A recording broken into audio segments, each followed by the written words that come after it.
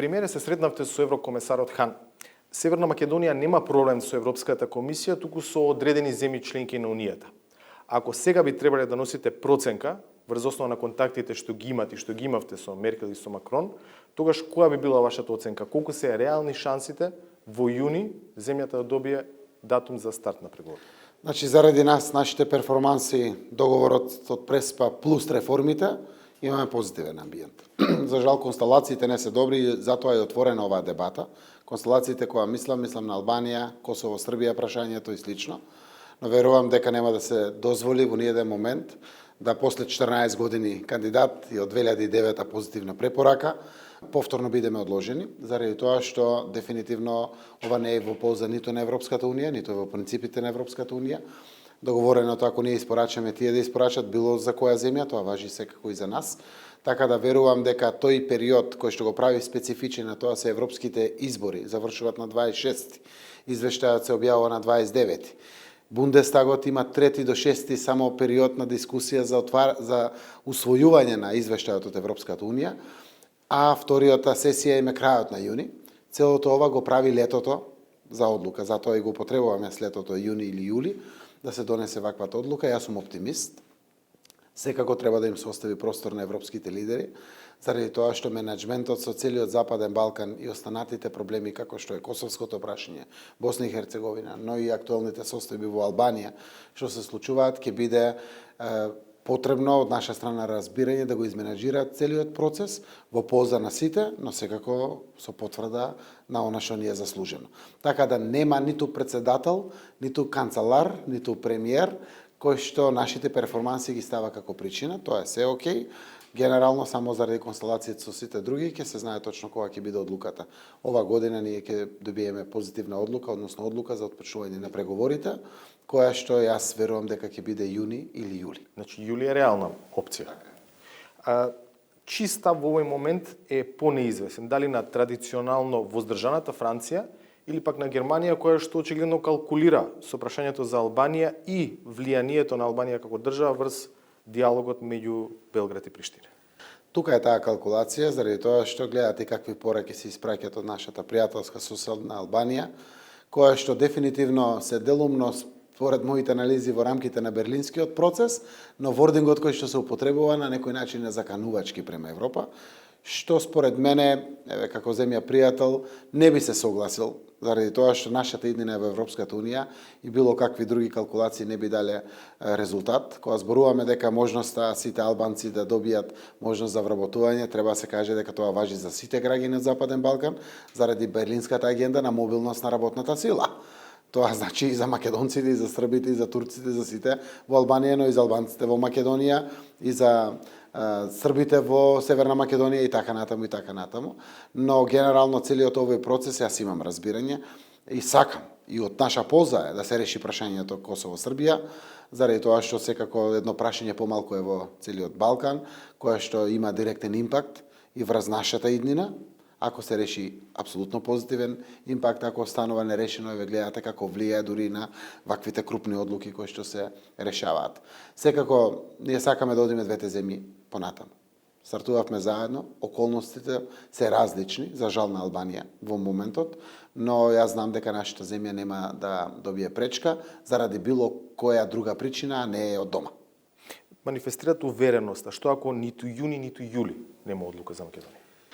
Ниту јуни, ниту јули, тоа ќе предизвика политичка криза во нашата земја, заради тоа што ги ставивме сите карти на нашата интеграција во Европската Унија. Знаете, некој викат, бе добро, НАТО се доби. НАТО беше буквално словена одлука. Решите го прашањето, нема одлуки, директно се влегува, се добива поканата и ратификацијата почна и тоа се случува. Нашата желба беше конечно после 14 години да добиеме одлука за добивање на датум за почеток на преговори. И токму тоа треба да се случи токму ова лето. Јас верувам дека ќе се случи.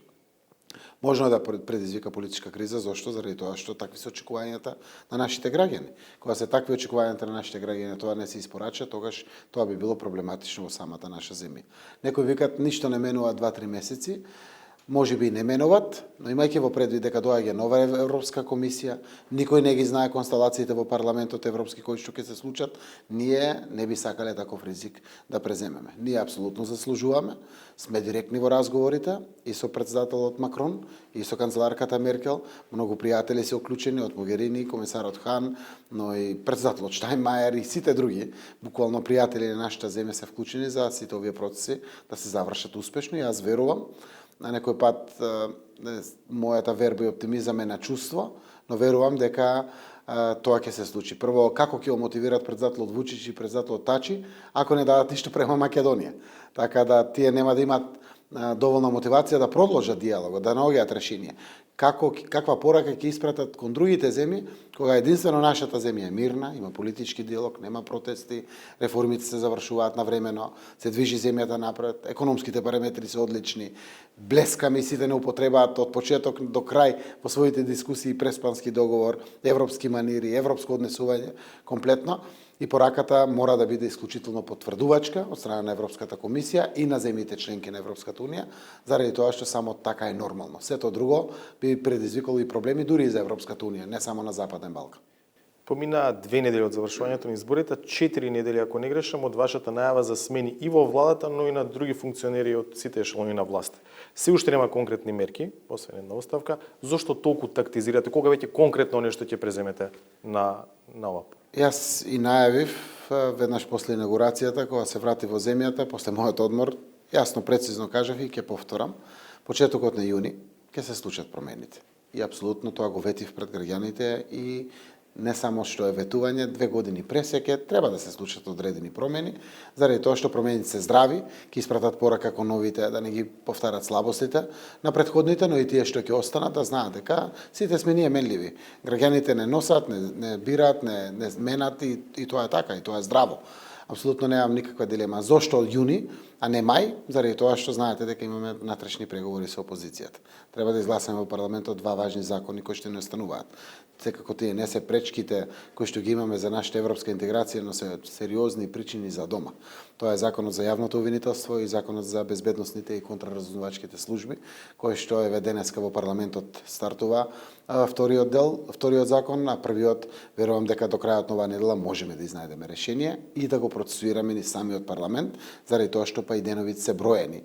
Буквално, да дадеме шанса на сите овие процеси, а при тоа јас паралелно ги правам и консултациите со оние луѓе со кои што треба да ги направам консултации. Одлуката е моја, ќе ја презентирам пред органите и телата на мојата политичка партија, но на крајот и пред коалиционите партнери со сета одговорност која што се имам во тој цел процес, а секако дел од одлуките после тоа треба да ги носи парламентот. Јас сум само мандатор, предлагач.